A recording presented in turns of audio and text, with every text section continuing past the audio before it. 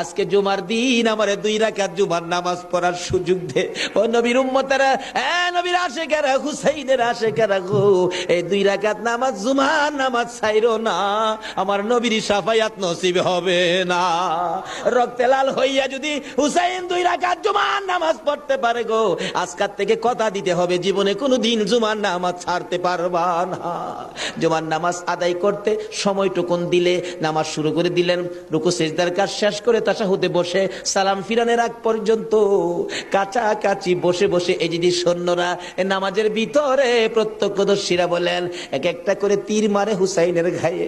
ডান দিক দিয়ে যদি তীরটা মারতো, বাম দিক দিয়ে বেরিয়ে যাইতো, সামনে দিয়া মারলে পিছন দিয়া বেরিয়ে যায়, এই কিসিমের তীর গো। নামাজের ভিতরে বাহু তুরটা তীর লাগাইছে।